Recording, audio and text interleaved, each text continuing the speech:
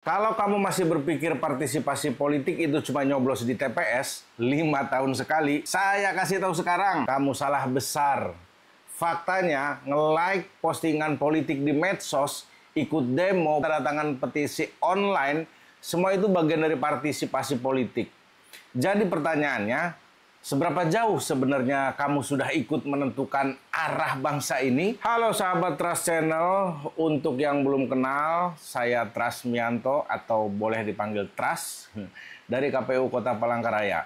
Nah, di channel ini saya bikin dunia demokrasi jadi santai, menarik, tapi tetap berbobot.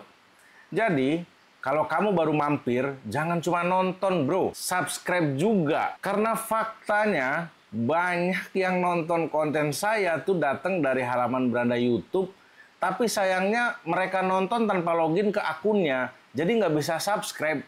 Nah, kalau kamu nggak subscribe, kamu bakal ketinggalan konten penting berikutnya. Jadi login sekarang dan klik subscribe. Saya harus memulainya dari definisi partisipasi politik. Menurut Huntington dan Nelson, 1976, dalam salah satu jurnal ilmiah yang saya dapatkan pada saat saya melakukan penelitian normatif untuk penulisan buku saya menemukan definisi bahwa partisipasi politik itu adalah aktivitas warga untuk mempengaruhi pejabat publik dan kebijakan. Di sumber yang berbeda saya juga mendapatkan definisi yang berbeda juga. Partisipasi politik itu adalah voting, kampanye, kontak pejabat, protes, dan semua spektrum dari konvensional hingga non-konvensional. Nah, dari sekian banyak literatur yang saya gali, saya menemukan kesamaan definisi partisipasi politik. Dari semua itu, intinya partisipasi politik itu sama dengan cara kita mengontrol dan mengarahkan jalannya negara. Nah, sekarang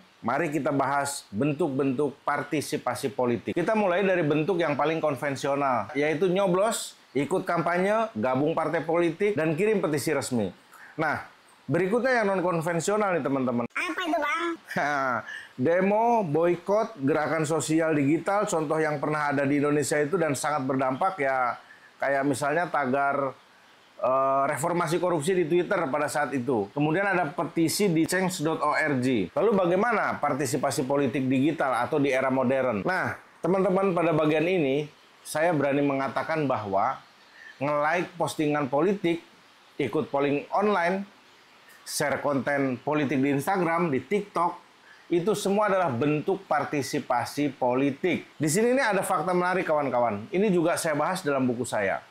Jadi berdasarkan survei CESIS tahun 2022, hanya 28,1% Gen Z dan milenial yang tertarik politik formal. Tapi uniknya, mereka aktif banget di dunia digital loh.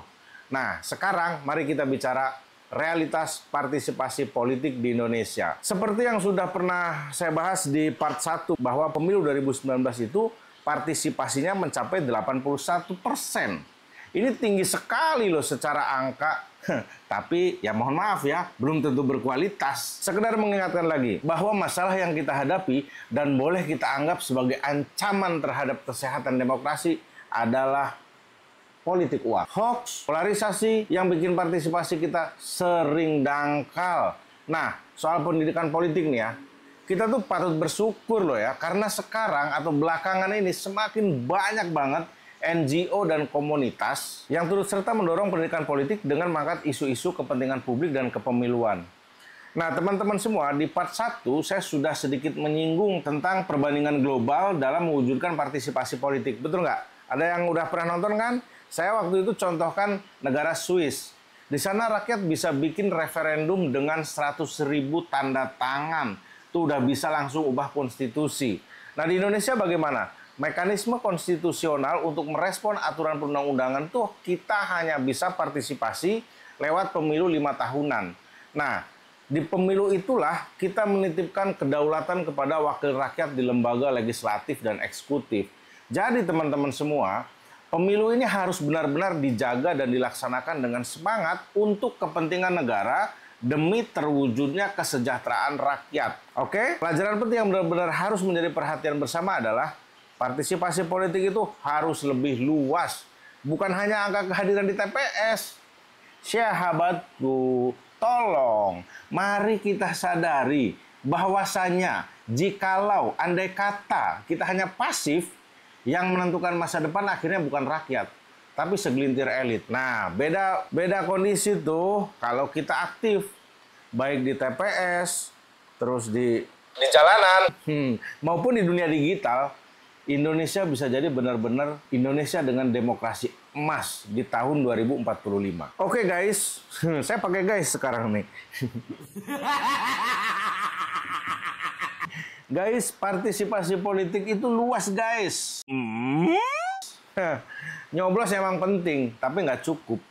Kita juga harus kritis, aktif, dan sadar dalam setiap keputusan politik. Kalau kamu mau mempelajari lebih detail konsep partisipasi, bentuk-bentuknya, dan kaitannya dengan kualitas demokrasi di Indonesia, semua ada di e-book saya yang judulnya Indeks Partisipasi Pemilu dan Tantangan Masa Depan Demokrasi di Indonesia. Linknya sudah saya cantumkan di deskripsi. Kalian tinggal klik saja, nanti langsung menuju ke e-book saya. Di situ juga bukan cuma e-book sih, saya juga ada produk fisiknya ya. Jadi ada dua versi. Ada versi produk digital dan ada versi produk fisik. Kalian bisa pilih. Hanya beda bentuk saja, isinya sama. Yang satu digital, yang satu fisik. Nah, teman-teman, jangan lupa like, komen, dan bagikan ke teman-temanmu. Biar makin banyak lagi orang yang melek politik, melek demokrasi.